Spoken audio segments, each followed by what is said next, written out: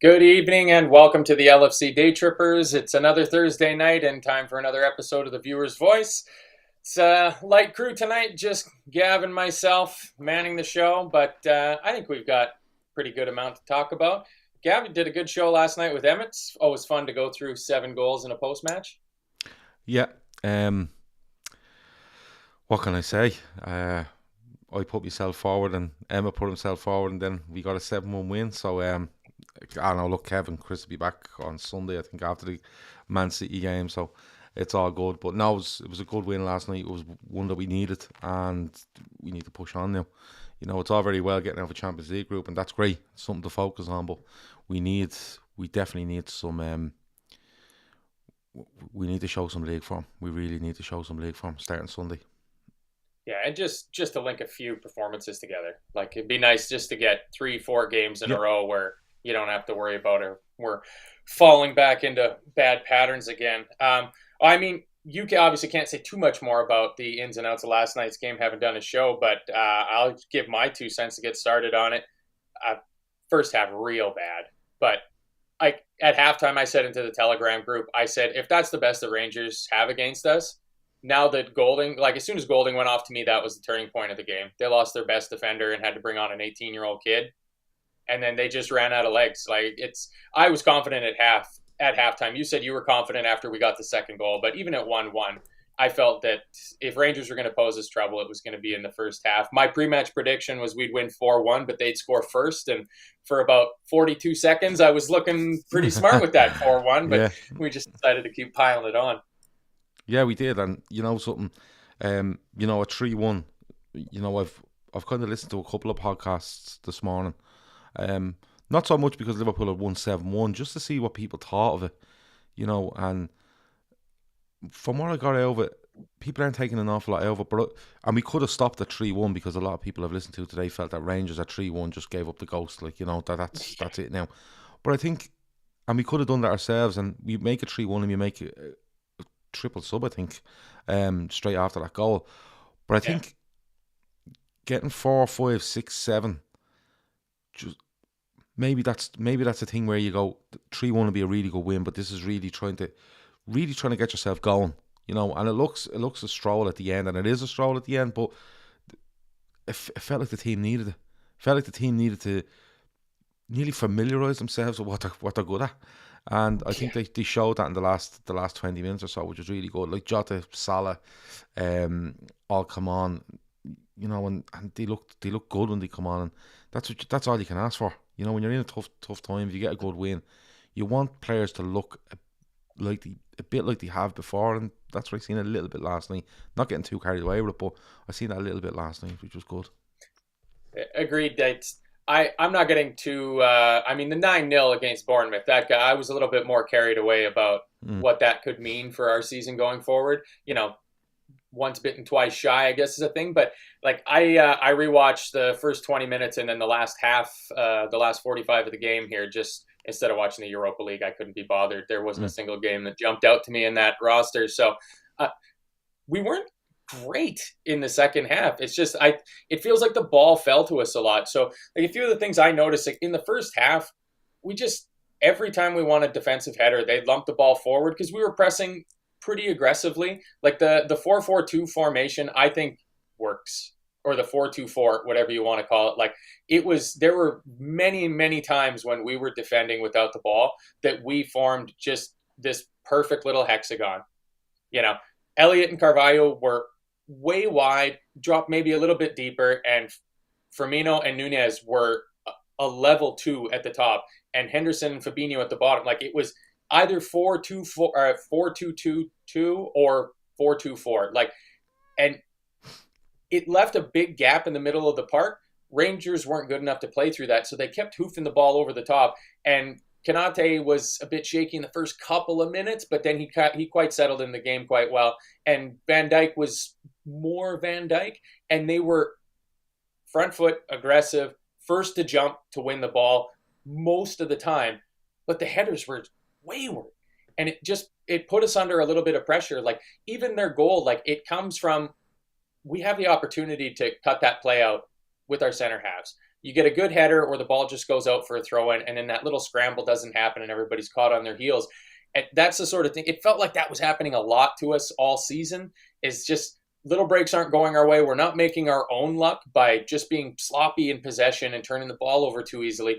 And then in the second half, those things just seem to fail, especially for Jota and Salah when they both came onto the pitch, was the little 50-50 balls all landed at their feet. Like Harvey's goal, Jota's shot could rebound anywhere, but it falls right to him. One bounce, takes a touch, bang, into the back of the net. 9 times out of 10, that ball goes in any other direction and it doesn't go there.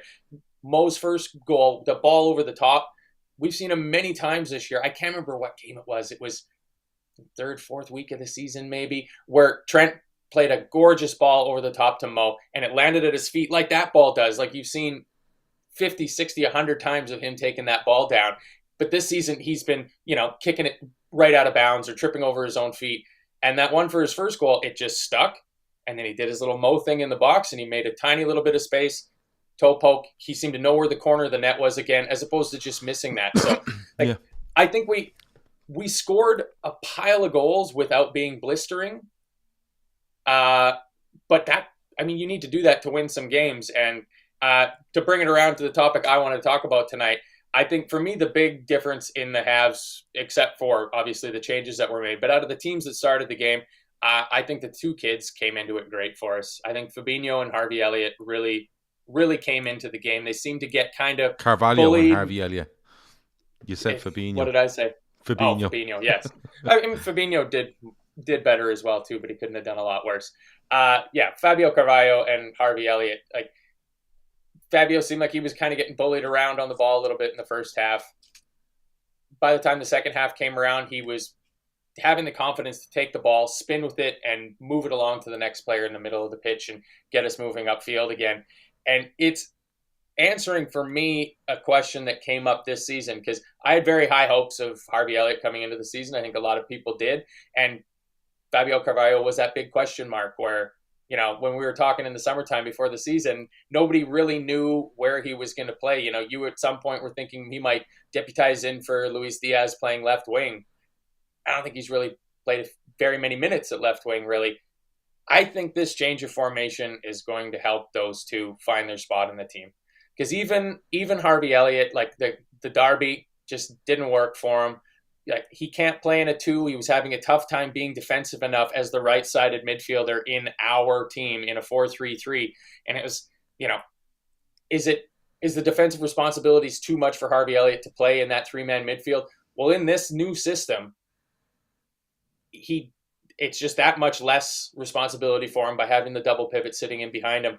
And I think it's the way that it's to go forward of getting them both to play. Because eventually, it might not be this season, might not even be next season, but at some point, we want to see a team that has both Fabio Carvalho and Harvey Elliott in it. They are stars for the future for this team. So if we're going to integrate them into the team, they need to know how to work together. For me, it worked. It really worked. And I was happy to see it, especially for Fabio Carvalho. It's getting hooked at halftime. In the first half, it wouldn't have been surprising to have seen Klopp go, revert to type and hook Fabio off and throw Milner in and make it a 3-man in the midfield. But he persevered with them, and I was quite impressed with it. But especially with the way that the formation seems to work for the players that we have. I said it last night. I could see a situation where Carvalho does come off at halftime, because it's not. It has happened. I think it's happened maybe twice. He starts the derby, doesn't he? And he comes off at halftime. He starts against Brighton. I think it comes off at halftime. So maybe 2 or 3 times it's happened this season. And you know what? There's no the way things are at the minute. If you take a player off at halftime, it's like, oh, Klopp hates him. He's done, and it's not the case. He's a very young kid finding his way, and with all due respect to Fulham in the Championship, this is a complete other level. It's another level altogether, and the level of game you're playing, the level of team you're playing in, the pressure you're under to win every single game is huge. And I could have seen it last night where he changes it, but he doesn't. Mm-hmm. He doesn't, and when you brought this up with me today, I was kind of going, and I did see a couple of comments in at the very start of the show saying, they're not good enough to start for Liverpool, and they need to develop their brilliant, their brilliant prospects, but we don't. It's not a place where we can blood this sort of thing, and Yeah. I kind of get that. I do kind of get that, because the pressure we're under, it's very, very hard to bring a player in so young and say, right, you're in our first team squad and you're going to be there all the time and be a regular starter. Trent is probably the last one.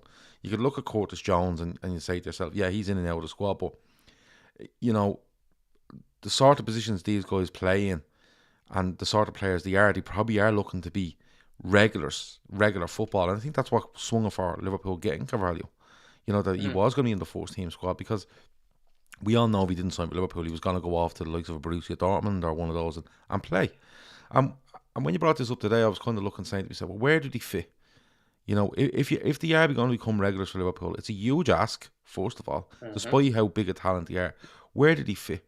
And the Elliott one, I think Elliott has more options as to position-wise, but I think Carvalho has the opportunity to have more impact, if that makes sense, right? And what I mean by that is, we've seen Elliott in the midfield three, and I'm all right with him in there, because we've cried out for a bit of creativity in our midfield for ages, and he's come in and he has been creative, and then people straight away go, oh, well, he doesn't walk back enough, and he doesn't do this enough, and he doesn't do this enough, and you're like, well, we could put a Jordan Henderson type player there, and you'll be telling me next week, well, he doesn't get enough goals, and he doesn't get forward enough, and he doesn't assist enough, and so you can't really make everyone happy. We've seen him in this 4-2-3-1 that I think it is, actually. I think it's a 4-2-3-1 that we play. Although, it does look like 4-2-4 a lot of the time, because they want to get forward. Yeah. Firmino in particular, that makes that whole tree a bit obsolete. And I look at him in that and I think, yeah, I think he's okay in that. I don't think he's in a 4-3-3 up front. I think because if we play 4-3-3, we're looking for pace, massive pace wide. So he has got that option in a 4-2-3-1. He also has the option to play a 10 in a 4-2-3-1, in my opinion. So he probably has three positions there that he can play in. And, he's had some real highs with Liverpool. He's had a massive low with that injury that's kept him out a long time, when he was on the cusp of becoming a proper regular in this side. So I'm okay with him. And where he is at the moment, and I think the actual makeup of the rest of the midfield is why people get nervous over this. I think if you had two more quality midfielders there, you wouldn't worry about this as much. With Carvalho, I don't see him in a midfield three. All right. I could see him in a 4-3-3 up front on the left-hand side, and I could probably see him in a 10. So he probably has two positions, whereas Elliott you could probably make an argument over three. But the thing with Carvalho is he glides with the ball, and I think if a fully functioning Liverpool side with him in it, he could cause all sorts of problems. All sorts of problems, because he glides with the ball. He's very intelligent. His runs off the ball are really intelligent. He's really good vision. He has it all to be a top player, in my opinion, Carvalho. But it goes back to where did he develop here? Because I think, like I said, a fully functional Liverpool side, you drop him in, you go, you start today. You know what I mean? You start today and you'll be absolutely fine. Whereas I understand people go, oh, we're putting Carvalho in and we're not playing well, because that's just natural. That's just human instinct. The sort of way. But I don't agree. I don't agree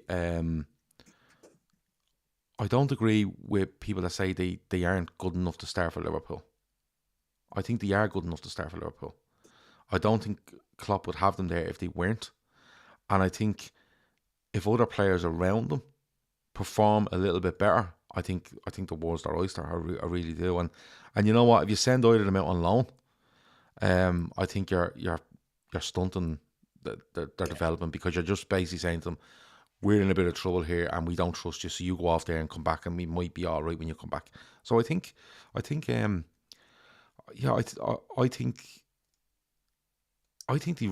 both have a real future. I really, really do. I dig the positivity, man, because I can see it. Like, one thing that, to me, I really like the idea of is that Fabio Carvalho and Harvey Elliott, to a slightly lesser extent, have Thiago and Bobby Firmino in practice every day. Fabio Carvalho can communicate with those guys in his native tongue, or maybe Portuguese isn't his native tongue, but he can certainly speak Portuguese and talk to those guys, because he was making some of the moves in when we really started to take the game away from Rangers last night. He started to make some moves that had shades of Firmino and had shades of Thiago about him. Like you said, like how he glides across, where he's picking the ball up and turning a little bit. And it does come back to having that solid base. And I think that's why having the double pivot there, and like probably one of Fabinho's better games.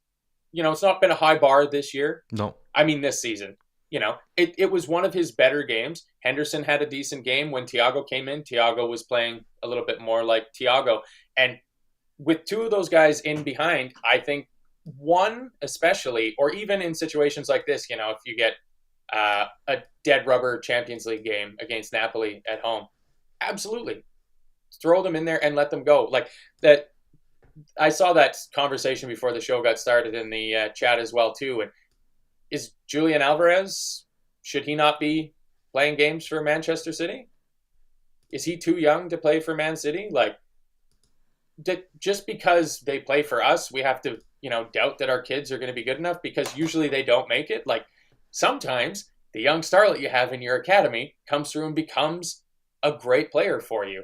And is it better to let them go and try to rack up $300 million in transfers, trying to chase, players like this in a couple of seasons? Like, it's a difference between, why didn't you get Jude Bellingham when he was 17? Why didn't you keep Bellingham from going to Dortmund?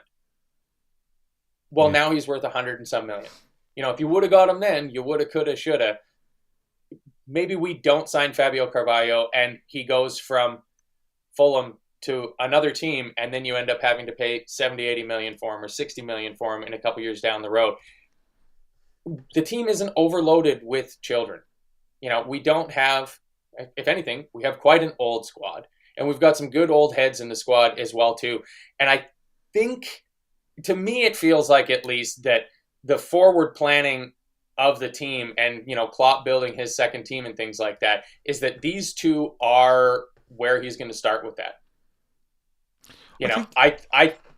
They're both 20 years old and younger, sort of thing. Like, the next generation of Klopp's team will, I think, be built around those two and Trent Alexander-Arnold. Well, Paul Smith says he thinks Carvalho will be the better player, or will be the greater player out of the two, as he's naturally more gifted. I think Carvalho's nicer on the eye than Harvey Elliott, but Harvey Elliott has a wand of a left foot. And I'll go back to it again. If these two were in the side 2 years ago, right, we would have no issues, because we'd be there going, right, Trent is on top form, Robertson, Van Dijk, Matip at the time.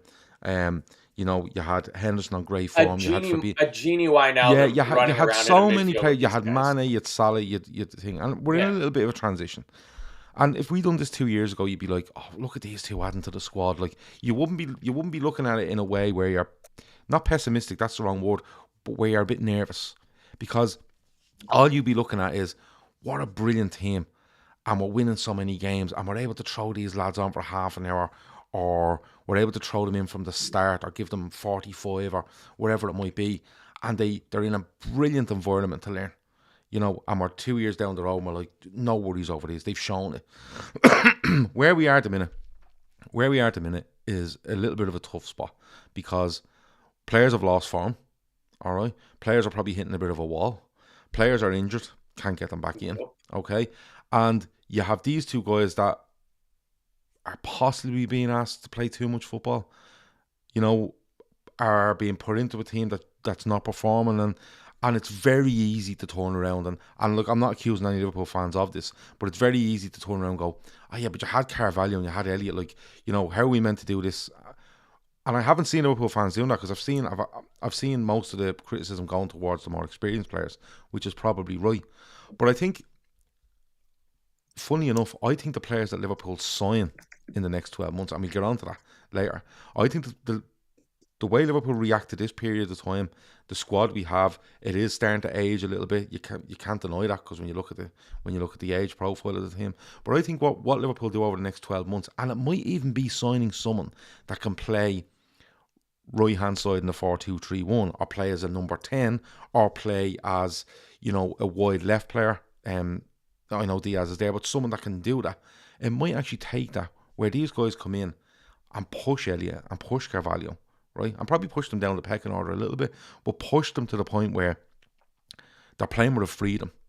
You know, they're not 19, 20 years of age. They need to play with a bit of a freedom. And at the moment, that's probably being hindered just because of this, where we are, you know, just because where we are at the moment. But you know what? If someone else had Elliott and someone else had Carvalho, we'd be saying, you know what? How did he get him, and how did they get him? And we'd be looking at it, and we'd be looking on, like if City brought Harvey Elliott into their side, or Arsenal at the moment brought Carvalho in off the bench for Martinelli. You know what I mean? You'd be looking at it and you'd be saying, geez, look at them two that they're bringing on. They're only kids, but they're in a flying team. They're in a team that are flying. And we'd be kind of looking on enviously. We just need to hold our nerve a little bit with these two players. And I'm not saying they've done nothing wrong, but I think we need to hold our nerve a little bit with these two players, because I think both of them will come good. I think they'll find their area in this team. I think you're right. I think over a couple of years you have to start looking to I wouldn't go as far as say build a team around them, but you will have to adjust your style to these type of players over the next couple of years, unless you're going to completely get rid of them in 2 or 3 years' time and decide when they're 22, 23 and they're not good enough for more signing A, B or C. So a little bit of patience, a little bit more quality around them, a little bit more form around them, and that'll help them right now and going forward. Yeah, I think it's going to be a big couple months in the development of these players, because just due to the injuries and how we've been kind of forced into a situation where we're going to put formations out that can accommodate the both of them, because the both of them in a 3-man midfield right now is the most terrifying thing in the entire world. Like, we could lose that game fucking 6-0 to anybody, you know, with those two in a 3-man midfield. But oh shit, I completely lose my train of thought. You're okay. Yeah, it's Curtis Jones. I mean, it's going to kind of lead us into our second one. So, but like the unfortunate, the injuries to the kids is that they're going to get a lot of games. Like, until the run of the World Cup, like we're going to be seeing, unless they get injured, I think we're going to be seeing a fair bit of Fabio and Harvey playing. Probably not together all the time, but like I can see them being used, because you mentioned their versatility, how they can kind of play a couple positions. And the guys that we do have, thankfully, can only play one position kind of players. You know, being able to move Jota around, Bobby around, Darwin around, even Mo playing a lot more centrally last night, and then the two young kids. I think they're going to get a lot of minutes, so it could be a big, couple of weeks here. We got 6 weeks left or 4 weeks left until we break for the World Cup. If they can go on a good run and consistently be in the team and be putting up, 7 out of 10s every night, it's really, really big for them, because, I mean, if they work out, I think the team's going to be that much better off going forward, as opposed to like if they fail and you have to go back in and start the process over again. Like, these are our players, and these are young players that we bought for the future, so you obviously want them to work. But I got faith in them. All right, we've reached the halfway point. I do as well. Like, Arch is there physically, both of them are not there. They get bullied a bit, but the talent is obviously there. And I'm not disagreeing there. I think Carvalho was quite light. Elliott can be at times. They both get away with it a little bit because they're really good at taking the ball off people.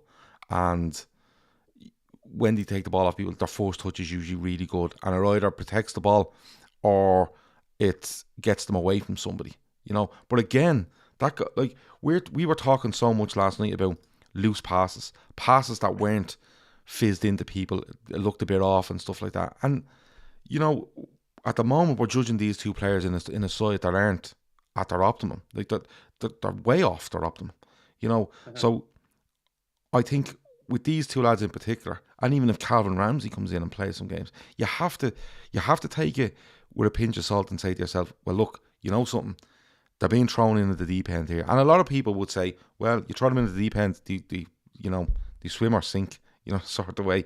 And that's okay at times. But when you're throwing two lads in like that, I think you have to be patient, regardless of what's going on around the rest of the club. You have to be patient with these sort of players. And I don't think Klopp's the type that'll turn around and panic and say, oh, we need to do something. This isn't going right. And I've identified Harvey Elliott and Carvalho as the problem. I think he'd identify problems elsewhere. And would, honestly, I think he'd look to go, well, why is this happening to these two?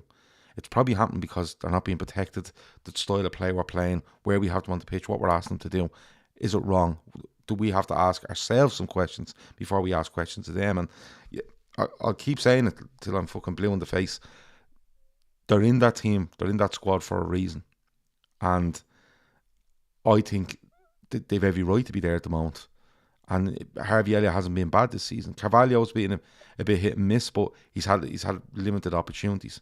But as the season goes on, Liverpool go on a good run. I promise you, if Liverpool go on a good run in the next, we've only, have we 4 weeks left? Yeah, we do. 4 weeks left until the World Cup breaks up. If Liverpool go on a little run over the next 4 or 5 games, you'll see more of Elliott, you'll see more of Carvalho, and I think you'll actually see more of the impact that they're looking to have now and going into the future. Yeah, if they're going to be big game players, what's coming up is going to be a perfect opportunity for one or both of them to step up in some big games and start to show that they can be there and they can be counted on when the chips are down. So there was a comment back here that I wanted to touch on. Where did it go? Who was it from? Yeah, cutting our losses. That was Arj saying, Curtis Jones, don't get me started. I feel for him, but we might have to cut our losses with him. Otherwise, it might be a bit late, like Ox, Naby, Phillips, and Origi. It's the way it goes with young footballers, unfortunately. I plan on talking when we get into the midfield about Curtis Jones a little bit as well. Mm-hmm. But you have to take your shots with them. Think around the league and look, every team pretty much has players like this. Foden is City's only player that they haven't had to buy. He's their only player that's come through their academy. He's a fucking fantastic footballer. He's unbelievable. He's unbelievable. Fantastic footballer. Yeah, I don't think many people doubt that Julian Alvarez is going to turn out to be a pretty great player for City, and it's going to save them. In a few years, it's going to have saved them 50, 60, 70 million to not have to go and buy a player like that.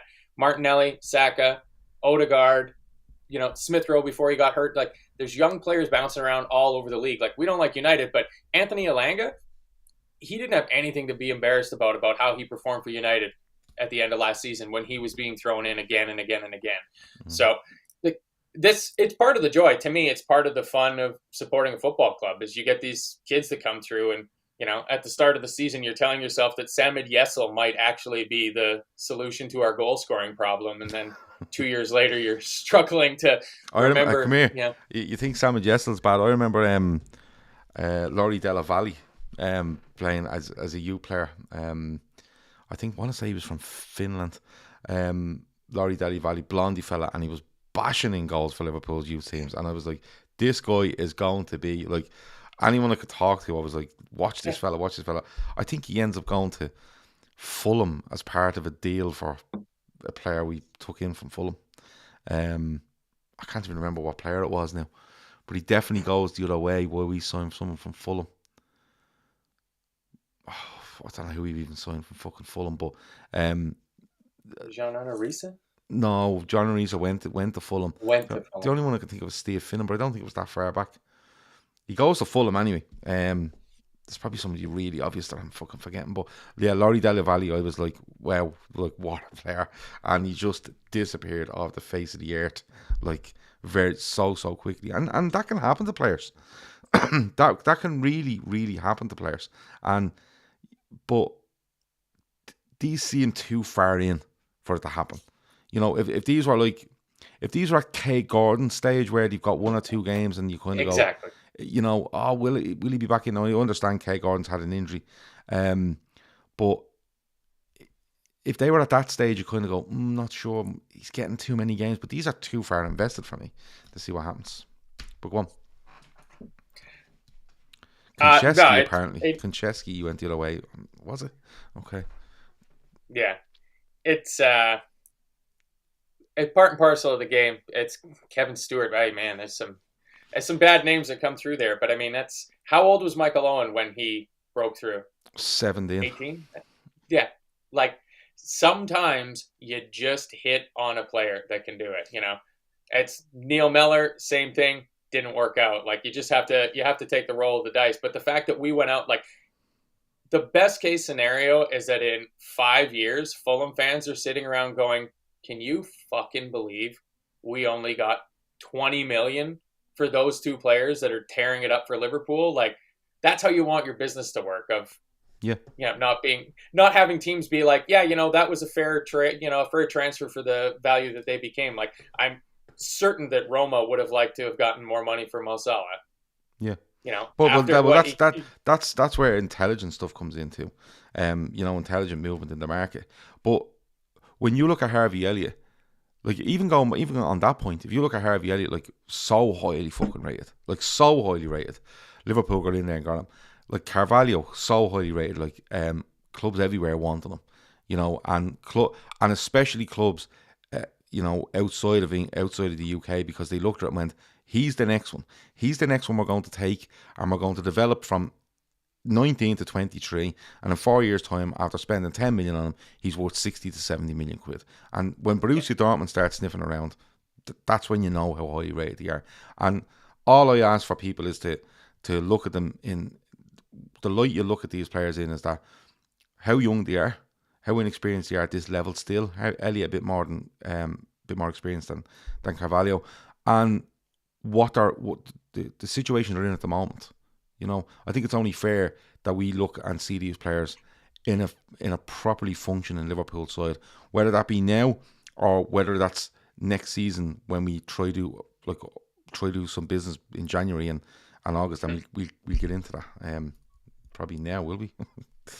Yeah, we're at the halfway point, and this is normally where our ads go in, but much to the, I'm sure, relief of the watching audience tonight, we don't actually have any ad reads tonight. So in exchange for not reading the dreaded IP Vanish Paramount Plus, they're not dreaded. We love doing them. Oh no, I love doing it. I had a great time. Yeah, I don't mind them. I was kind of bummed out when you said literally they want me to sell all my possessions just to fucking keep this channel going. I heard you doing a Spotify ad before a podcast. That was very professional. Oh, Shopify, was it? Yeah. I was asked to do a read. It wasn't only me; it was a load of people were asked to do it, and I think they just insert them onto our podcast. I'm probably being heard somewhere else as well, unfortunately, but that's how it goes. Yeah. So instead of the ad reads tonight, how about everybody just hit the old like button there, see if we can pump those numbers up. It said last night on your show, I think if any of our shows hit 1,000 likes, you become the new team doctor, because for some reason they still haven't hired a new doctor yet. Get out, cat. But you've been running a little prize giveaway for the last couple of days, and it is draw time. So those of you that followed bookmakerstv.com and the LFC Daytrippers Twitter feeds were entered. Those of you that entered Secret or Bobby as the words in the comment section after the show's last couple nights were all entered in. Yeah, and if they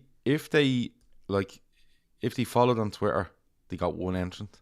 If they typed in Secret, they got another entrant, and then if they done Bobby, they got another one. So you weren't limited to your name is up there once. So a couple of people have been in twice, some 3 times as well. So this seems I wasn't allowed to end. This is shenanigans. Yeah, you weren't allowed, and I seen a couple of our lads throwing their fucking names in, and I was like, "You get the fleeing grip, will you? You're not getting this."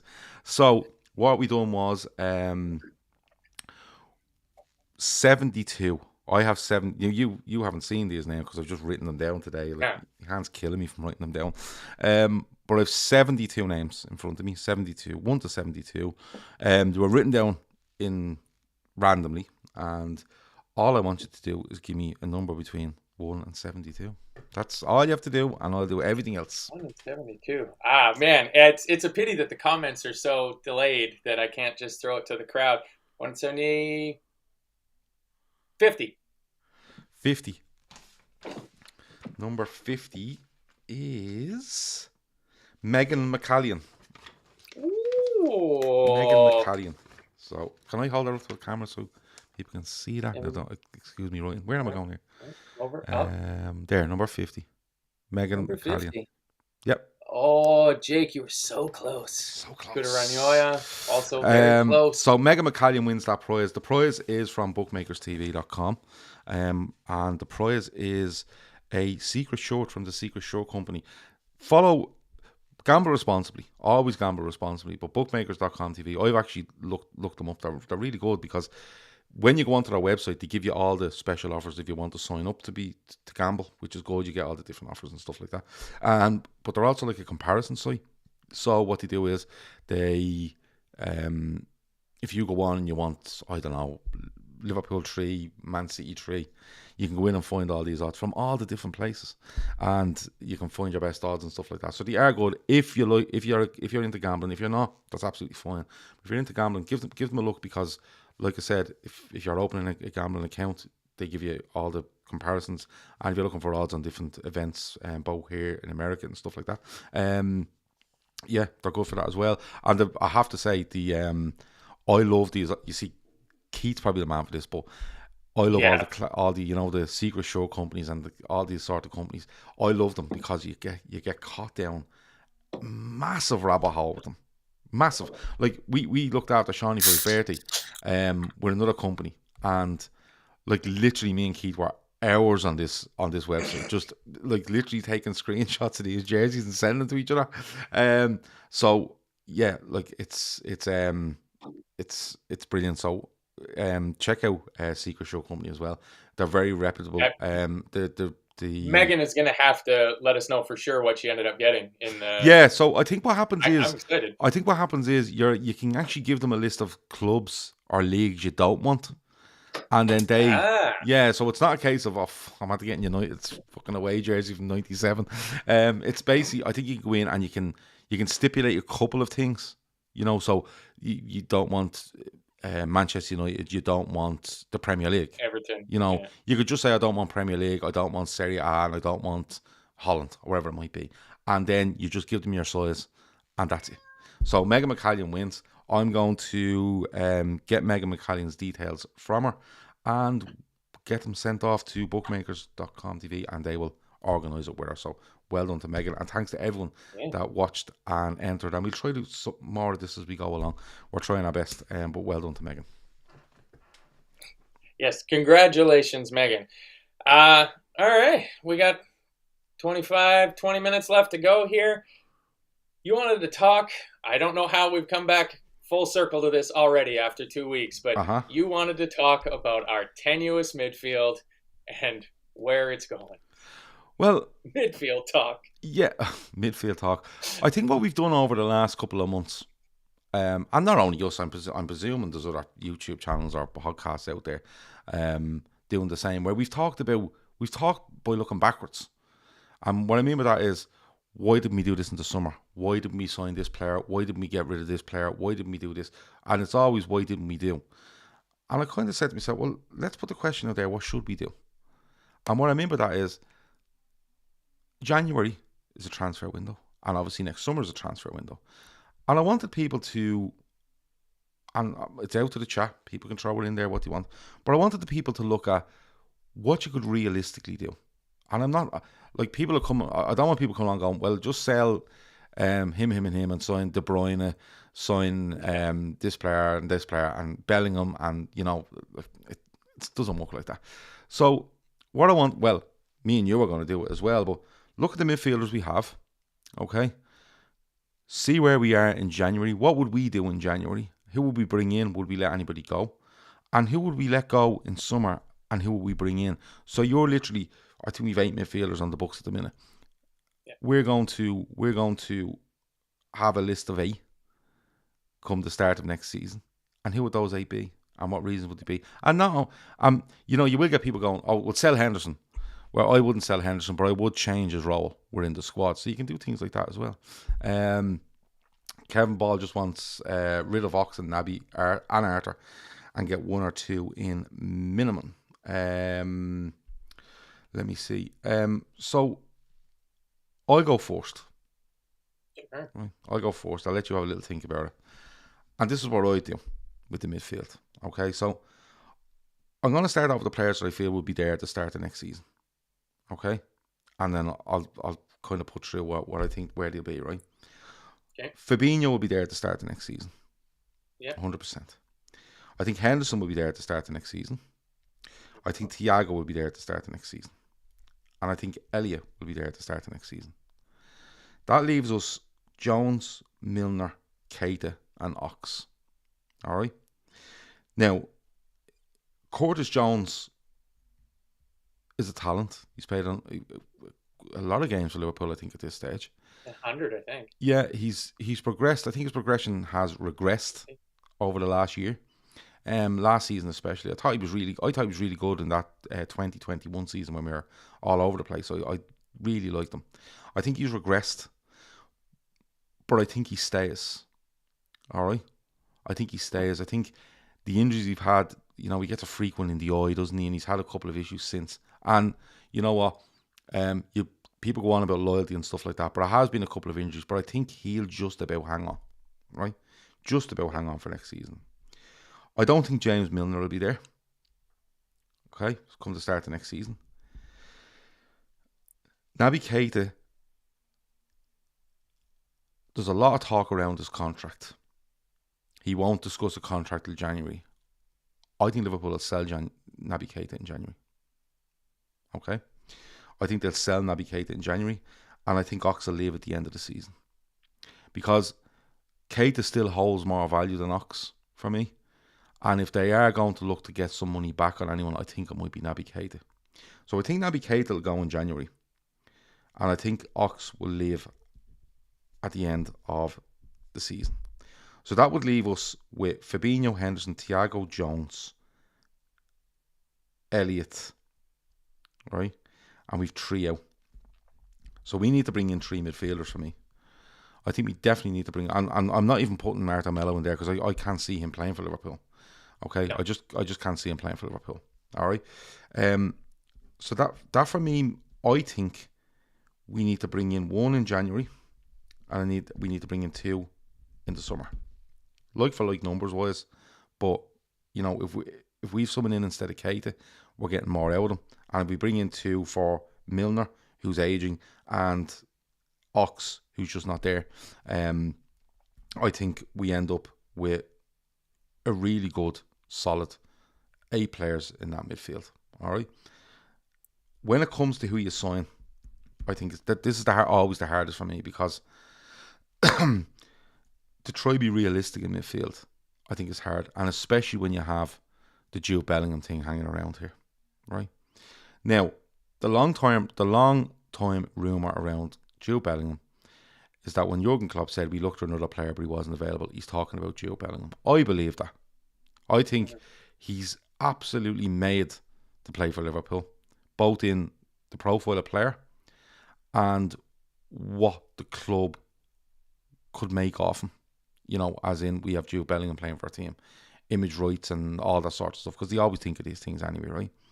I don't think Jude Bellingham goes for anywhere near 150 million euros for a start, but I want him to play for Liverpool. All right, so I think I would make him my number 1 target next summer. Number 1. Okay, and I want Liverpool. I would like Liverpool to literally make this a deal on its own that does not affect what you do anywhere else. This is a one-off where you're signing a guy that's 19 that could literally play in your midfield, judging by the age of somewhere around midfielders for 15 years. All right. So I think Bellingham should come in,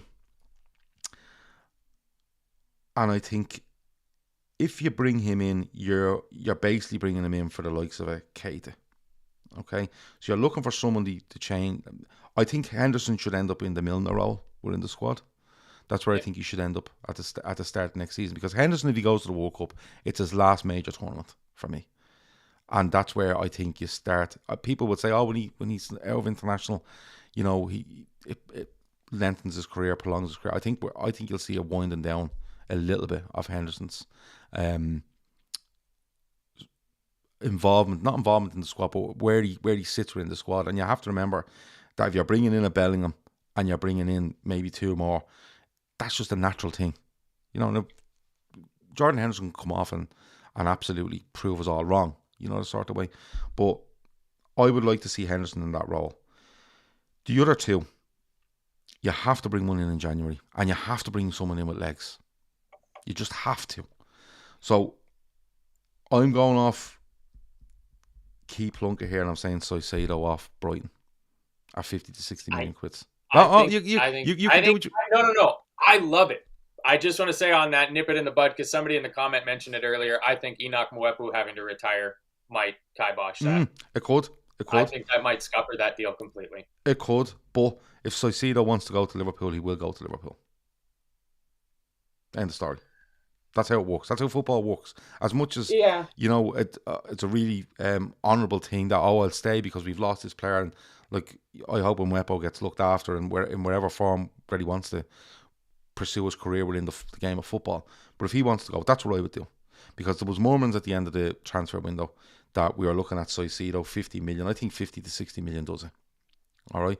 And I think that'd be a huge boost to the midfield in January. I think he's really fucking good, Soicedo. And that's only me watching him.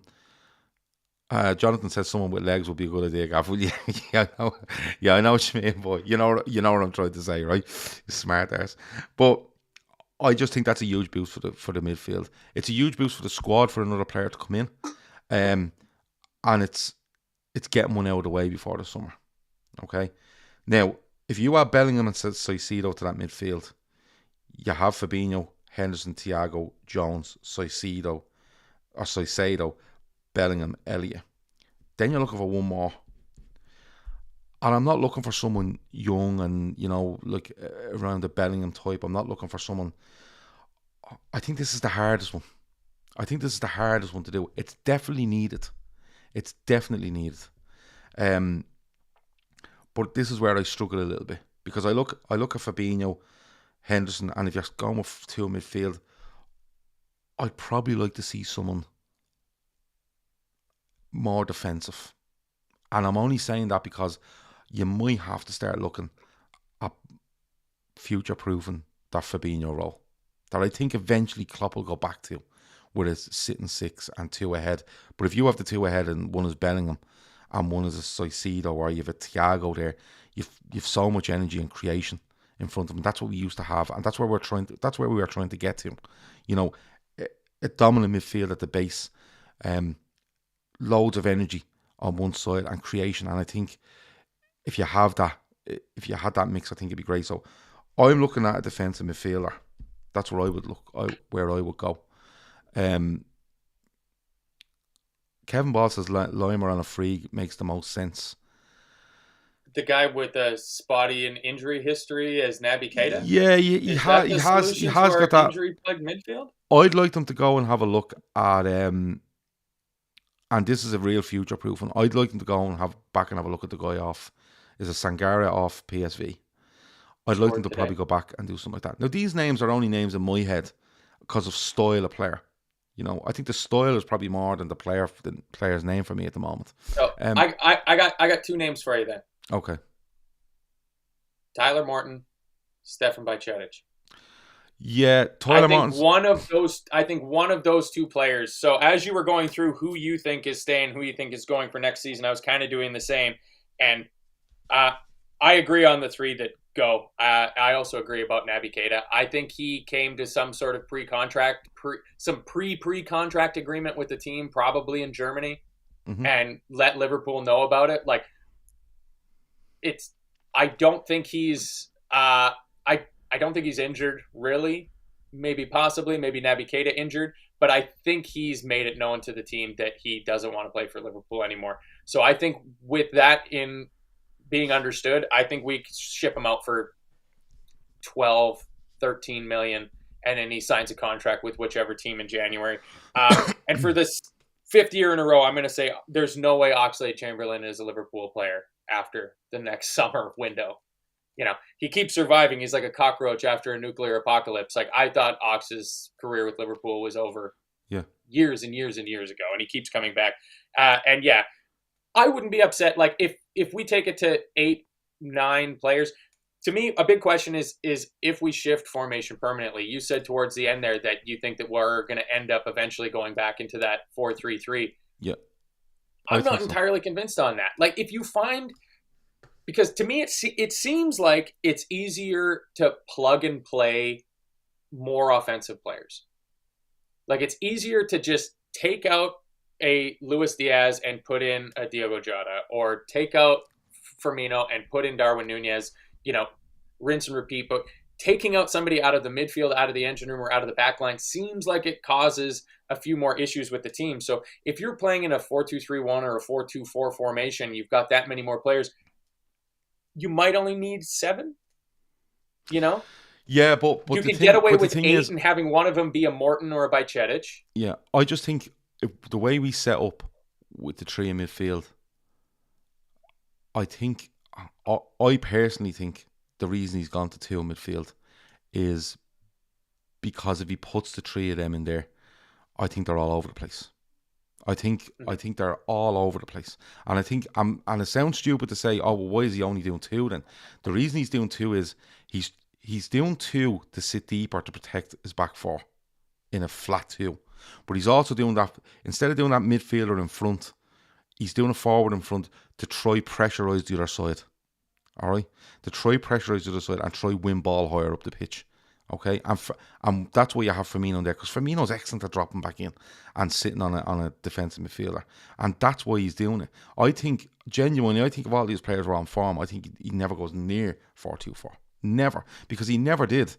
He tried it once or twice when Jota came into the club, but then he went away from it because he knew his midfield was so functional, loads of running, could press, could pin teams in, could get hold of the ball and get it to the likes of his fullbacks, who haven't been in great form, or to his wide men. One is only in the club 6 months, one hasn't been on form all year, okay, and one is left in Sadio Mane. I think he's gone there. To try protect but still be positive at the same time. Listen, he could absolutely stay on this 4-2-4. I've no problem with it. If he does, it's his fucking job to pick the team and pick the formation, and I'll still watch it every week, right?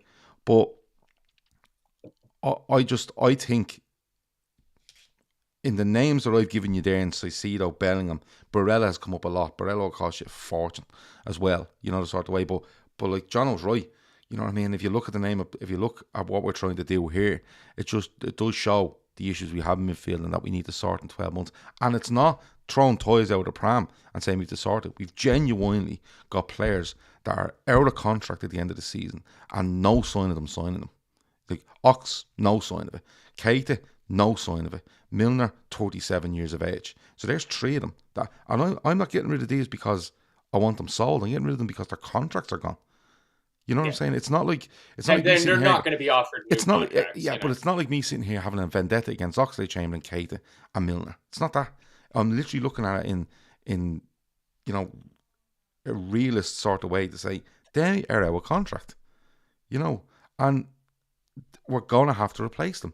And the proof is in the pudding when we still have Fabinho, Henderson, Thiago, Milner at the moment, Elliott. We have enough to play 3 in midfield, but we're going away from it because he doesn't feel he can put 3 of them together in the midfield at the minute because he's seen it as the evidence from the start of the season. I still think he goes in a defensive sort of mind. I get the Bajcetic things and I get the Tyler Morton stuff. Tyler Morton's doing very, very well at Blackburn, but again, but then he's the sort of fella that comes back next summer and you look at him and you assess, the sort of way. Bajcetic has been in plenty of squads, hasn't seen an awful lot of football, but in fairness, the form we're in, would you do that to him? Do you know the sort of way? So I think he goes out on a loan next year to either a higher end championship team or maybe even somebody low down. Could be because he's so young. I can see that he's so young, and even though he's there, to fill out physically and just get minutes. Like he's at the age where he needs to be playing to get adjusted to how, like, as his body reaches its final, physical form in terms of maturing. He needs to get used to doing that. Like it's why the loan move for Harvey Elliott was pretty great, and maybe in retrospect, maybe a loan for Curtis Jones might have been a good thing because to me he's the big one. Because if Curtis Jones leaves, we have to sign an English player. That's where Bellingham comes in. So okay, Bellingham might come, but if Milner leaves, we have to sign an English player. Yeah. Our homegrown, we are just over. Yeah, we the are limit on that. We're of, on that kind of I threshold. mean, it's why we have 24 and Ox players as well. registered. Ox as well. Well, Ox hasn't been registered, so that's okay. But that's only for the Champions League. I think he's still registered as part. But like our Champions League squad, we don't have the maximum number registered because we don't have enough homegrown players. I think you can register 25 or 23, and we're one short of that because we don't have enough homegrown players according to the UEFA classifications. It's just because of how they classify Fabio Carvalho differently. I think is what it comes down to being. But who is that? Like, so the question is like, because you posed the question of who is that player, and to me, there's a type of player in the recent history that sums it up. It's a Gini Wijnaldum. It's a James Milner. It's a workman-like defender that you can put in, and they will run and run and run and run and run. Because if we're going to try to build a team that has guys like Fabio Carvalho and Harvey Elliott in it, who are naturally more front foot, that want to take that ball and immediately go forward, you have to have other players. Like, the amount we miss Gini Wijnaldum, I think is very underappreciated by Liverpool fans. Gini Wijnaldum was I'm not gonna, great player for this team. I'm not going to argue that. I think this, but you see, Gini Wijnaldum leaves the club, right? And we're not going to get into the whole. Oh, he's gone. Fuck, debate. He's dead to me now. Yeah. We're not going to get into the whole thing of why did he leave and stuff like that. Gini Wijnaldum left, and I think part of the reason they were leaving is because they wanted to try something different. They wanted to try some where Thiago comes in for him, and Thiago's more of a dominant on the ball player, more creative, and they wanted energy on the other side. Okay, and it hasn't worked. It hasn't worked overall. The sort of way, and it's the timing of it now, where it's, you're looking at Henderson always had bundles of energy, but I think his energy levels have dropped considerably. Lazo asked quickly, or says, Bobby said himself he wants to finish his career. I'm cool with that. Somebody else asked, would you extend? Ali says, I would extend Firmino's contract. And a couple of reasons. One, I think he's shown great form. I think he's being used in the right way at the moment, at the age he's at and the amount of football he's had. I think he's being used in the right way. But the development of Nunes, Carvalho, possibly Elliott, and anyone else that comes in to find that link between Liverpool's midfield and forward, I don't think there's anyone better around to show that than Bobby Firmino, and the sort of character he is as well. Like, we talk about James Milner as a brilliant character in the club, and but at 36, 37, Firmino's 31, and he's that as well. He knows his club better than anyone at this stage. He's probably, is he the last player? You can't get rid of him now. I think he might just learned enough English to do a post-match interview. You can't get rid of him now. Yeah, that's true. Is he the only player left? Every other player's being signed by Klopp, I think. Milner. Milner and not Henderson. Milner, Henderson, yeah. So, he's out of three, there's three of them probably, that the only player left since the Rodgers era. I can't think of anybody else. I can't either, but I could be leaving. This is Laura Duffy's job. I haven't seen her tonight. I hope she's doing well. But the thing is, Milner's really about to leave the club, and Henderson, for me, will take a step back in how many appearances he makes for Liverpool. And Firmino being used the right way, yeah, absolutely, I would extend his contract. Like, Firmino has a year left, or whatever amount of year left. Just give Firmino another year deal with an option for a second. Simple. Yeah. It's not much. Easy. And I'd say he's the type that will come along and go, listen, I'm on 150 grand a week. Let's do 110 or 120. Just like Milner did. Yeah. Milner extended, but he reduced his salary by a pretty significant portion. Like, but I think just like go on.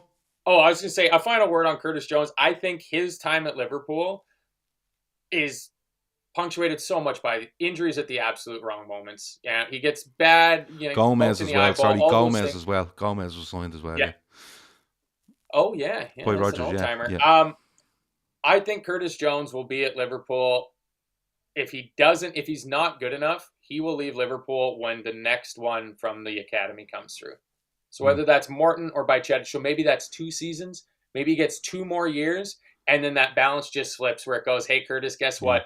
You're not going to make it here. We're going to ship you out, get 25, 30 million for you. But we have your homegrown replacement ready to come into the midfield. It is interesting, though. It is interesting when you actually talk about Bajcetic and Tyler Morton, because I think Bajcetic is a bit younger than Morton, isn't he? There might be a year or so in it. But year or 2, I think. Yeah, but you see Tyler Morton come into the side last season, and you see him get a few games, and now he's gone off on loan, and Bajcetic's come in. And it'd be very interesting what they do, because usually when they send a player out on loan, they're sending him out for a bit of a test, come back, see how he is, and if it doesn't happen, they'll move him on. Harvey Elliott has gone off on loan, come back and you see where he is. Some other players go out on loan, you think he's really good on loan. Harry Wilson, he goes out on loan and you go, no, it's just not for us, and he goes. But Bajcetic would be interesting because I think if Bajcetic stays next summer at Liverpool, he's going to go into that kind of group where Curtis Jones and Queevy and Keller were in, where we'll never send him on loan. He's good enough. We know he's good enough. He's staying here to learn the Liverpool way with us. And it'll be interesting next summer. So you'll probably see a decision on Tyler Morton next summer, long term, as whether he stays at Liverpool or doesn't. But you'll probably see a decision on Bajcetic, because if Bajcetic stays next summer, he's probably going into that, under that umbrella of he's never going on loan. He's good enough. Because I think, looking at him, he probably has to fill out a little bit, but I think he's good enough to go and play at a really high level now, from what I've seen of him. But look, I think we're all in agreement there's a lot to be done in midfield. But I don't think it's undoable. No, I think you just need to find... Kev O'Sullivan put a pretty good name in there. Jacob Ramsey from Villa. That's massive a good name. Money, though. Come the end of the season, maybe not in January. You might not be able to get him done in January. Like January, you might just have to go and do a veteran player. There's got to be, I don't know the ins and outs of the transfer market, who's available and who's, wouldn't be available, but there's got to be somebody out there that's 27, 28 years old that you can sign on an 18-month contract just to fill the gap in what we're missing because of injuries and things like that. But Keenan Dewsbury Hall, it's another name. Playing week in, week out with Leicester, sure seems like he can run a lot. I mean, he has to, because Leicester are constantly giving the ball away and, having to defend a counterattack and things like that. It's the homegrown quota is going to be the big thing of just having to skirt that. And it doesn't have to be like somebody said earlier, Jude Bellingham, Declan Rice, of it would be great to get somebody like Declan Rice would look great playing in a 2 with Thiago or Fabinho beside him. But are we going to go out and spend 200-300 million on midfielders? No, I don't think so. I think it's actually your whole rebuild now is centered on the midfield. I think he'd be quite settled on the defenders he has, and I think he'd be quite settled on the attackers he has.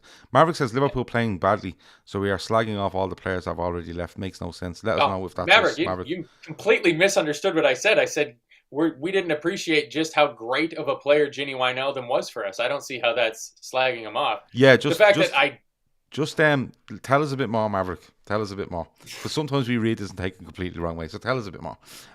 He could be responding to somebody in the chat. And it not could be, us and we've even, just taken it. We could just taken it. In January, the best we'll get is another Arthur type, he says, player. That's it. No point raising hopes up. We are not that type of team.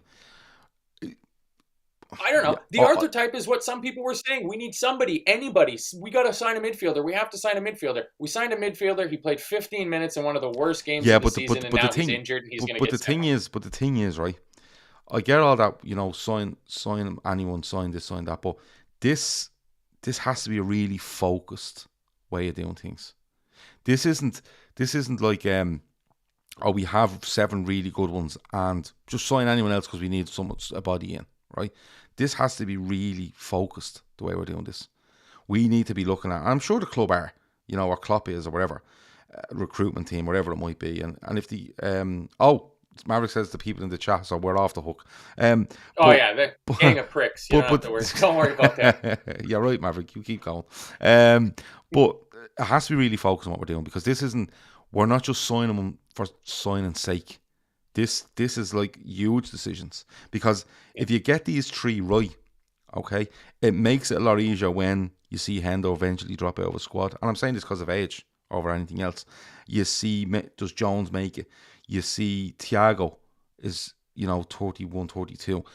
If you get these 3 right, it makes it a lot easier to replace these players when you have to go and do this again, which is probably in another 2 years' time.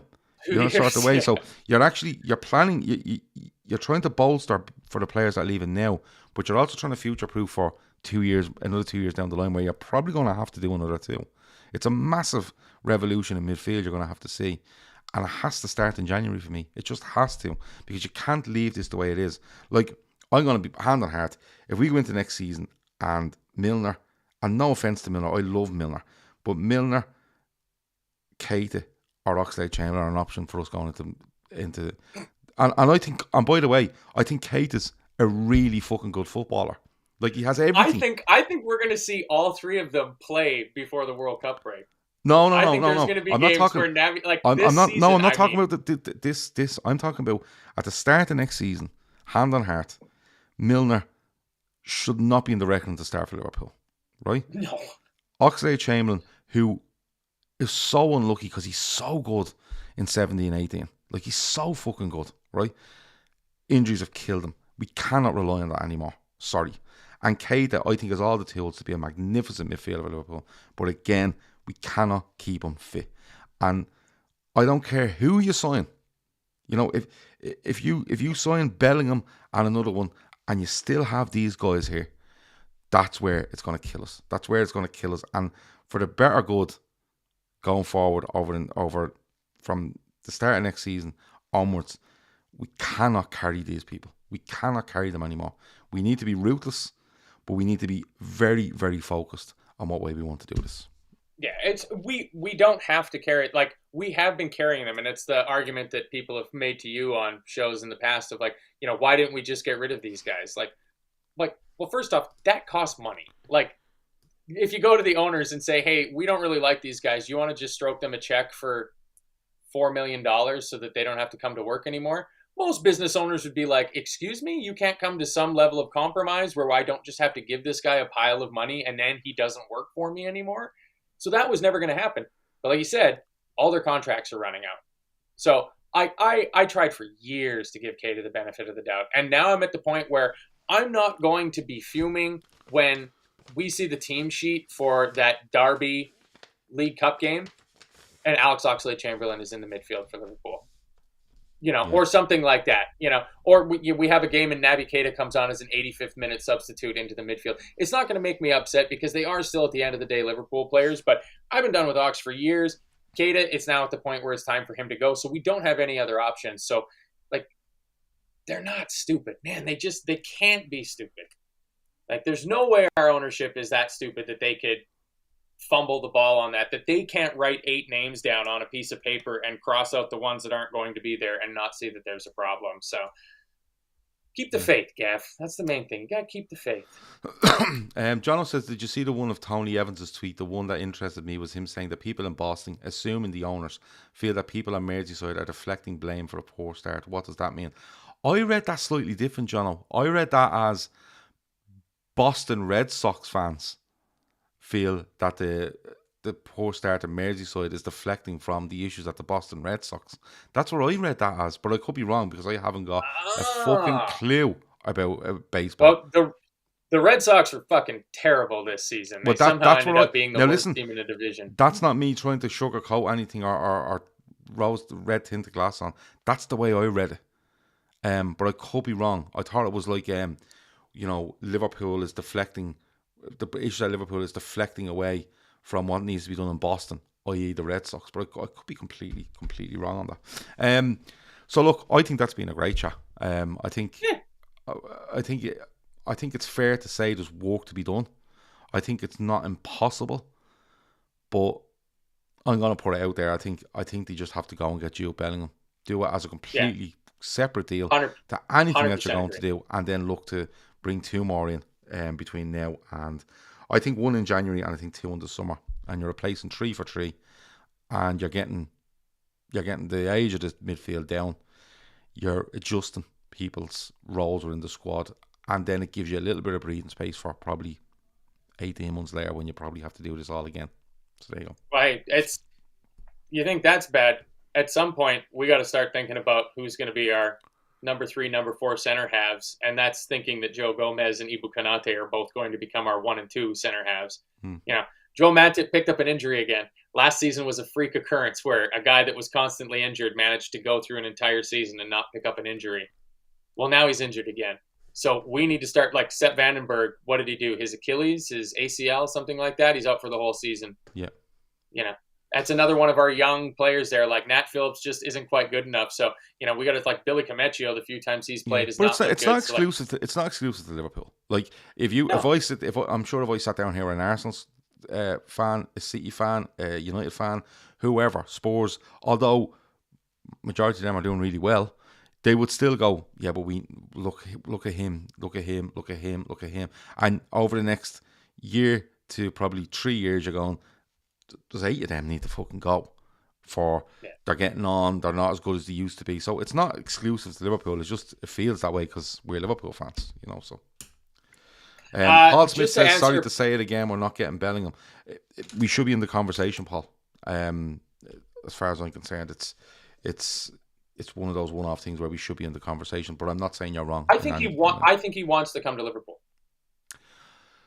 I think he wants if Liverpool missed out on the Champions League, I think it's more likely that he stays another year at Dortmund than he goes to a United or a Real Madrid. I think he wants to play for Liverpool. I don't know what he wants to do because I always say it. In all this that's gone on, there's a lot of presumption done by myself as well. Like I presume when Liverpool talk about there's a player we want, he's just not available. I'm like, it has to be Bellingham. It could be fucking anyone. You know what I mean? It could literally be anyone. But I kind of go, well, it has to be Bellingham. But through it all, I'm yet to see any quotes from anyone.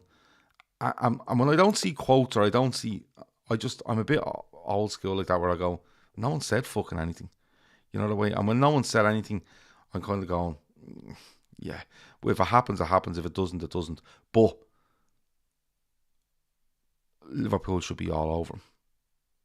Like, it's just, you see him now, and Shawnee's even said it to me in the last couple of days, that Gav, this fella's having the breakout season we hope he didn't have.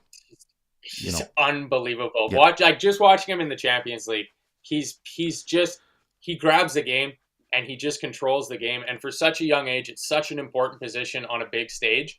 Like, he's extremely impressive. Yeah. He's extremely impressive. And I think I 100% agree. I think he's just the one that you got to go. And if it costs 100 million euros, you just pay 100 million euros. Yeah. Well, the US dollar is doing great compared to the euro right now. So for having American owners, this should be helping us. Just earlier there, Paul Varzigi asked if I could give any insight on, the Red Sox baseball fan thing to it. It would be like, imagine if after we won the Champions League, we had sold Mo Salah to Chelsea, and then Chelsea went and won 2-3 Champions Leagues after that, with him being one of their best players. It's kind of what they did. Like, baseball is very different because of how contracts are linked to age so much. You really don't see like 20, 21-year-olds in baseball getting paid ludicrous amounts of money. You have to put in the years first before you get these big payouts. And so it's a constant, like, you hit a run of kids that all get to the same age, and then they need to be paid, and they all can't get paid at the same time. So you have to break the core of your team up. Like Arsenal's young core. Imagine if they were all, and they might actually all be due, huge new contracts next summer or the summer after. Well, there's talk on Saka and there's talk on Martinelli, and Martinelli, I think they're talking about quadrupling his money to 200 grand a week or something. But that's still not. So now imagine if Martinelli goes to us and we go on and just dominate for years and years and years. How Arsenal fans feel about their ownership for letting that player go. Yeah. That was Mookie Betts with the LA Dodgers. Mookie Betts was the best player in baseball, one of the best players in baseball. They didn't want to give him the huge contract. He went to Todd Bowley's Los Angeles Dodgers, and they're the best team in baseball. Yeah. And he's one of the best players in baseball. So I can get it, but baseball is so much more cyclical, and the Red Sox play in the toughest division in baseball. Like, the teams they have to play the most are the best teams in baseball on average every season after season. So even though they came 5th out of 5 teams, it's not terrible. They'll be back because they have good owners that took a historic team, built up its infrastructural foundations, and have it on a very sound financial footing to always be one of the big teams in the league. And that's why I think FSG are good sports owners in general, and good owners of Liverpool in particular, is because they took us, they fixed our rotten foundation of this franchise, of this team, of the stadium, literally, and put us on such a good position going forward. So that's why I'm waiting for my paycheck, because I'm FSG in. I'm glad you mentioned that, because we are doing an FSG show next week. Myself and Shawnee, I think, are definitely on it, and we're actually going to go and look for people that want FSG out and we want to talk to them. But we're going to do it in a way where we're recording it, but you can watch us recording it and you can come in and have your say as well. So we are going to do that next week, just to let you know. Are we done? Are we out of here? Yeah, I think we're done. Sorry, it's kind of jibber jabber there at the end. Yeah, we could have went all night because I really enjoyed that. Yeah, so thank you everybody for joining us. Please hit that like button on your way out. We don't even have a charity partner to push because Bobby's wish to walk has been granted. Yep. So hopefully that's taking place as we speak, and everybody can have a Merry Christmas. Obviously, just a somber notice to the families going through the disaster up there in Creaslock. Gar Mac out of the chat, being connected to that. This is why this team's motto is "You'll never walk alone." I mean, you can interpret that however you want to, but I think in this case it's very fitting with that young Liverpool fan losing your life so tragically. And Gav, when's my toque getting here? Stop calling it a beanie hat. It's called a toque. The thing is gorgeous, and I can't wait for it. The beanie hats, they are due in around the 1st of December. Very, very limited run on them. I'm not lying. Like, very limited run. That's on them. Why I got in. As soon as you put that message in there, I know you're in. I know a good few other people are in as well. But they're in. They're about €21 to buy. But as soon as they come in, they're going to be shipped back out to the people that buy them. You can pre-order them now. When you pay, your name will be kept and will be sent out. Gavin at weareliverpool.ie is looking after it. He's excellent at what he does. He gets this stuff in. He sends personalised notes to you when he sends it to you in a lovely weareliverpool.ie bag. So listen, if you want, the link is in the description there. The Linktree link is in there. The Linktree link is so handy because if you keep it on your phone, you click it, you can find out everything about us, our latest videos, our latest socials, everything going on, contact details, whatever it might be. So look, if you want one of those, they're there. You can pre-order them. They're really, really nice. And as I said, get them because they could be gone really, really quick. Yeah, so I think that's it. Another fun viewer's voice. Hopefully next week we can get a few brave volunteers to come on here and join us talking about Liverpool's big victory over Manchester City that's going to happen this weekend because I'm confident. I'm fully confident. But yeah, anything else before we get out of here, boss? No, I'm done. All right. Thanks for joining us, everybody. We'll see you next week on The Viewer's Voice. Adios.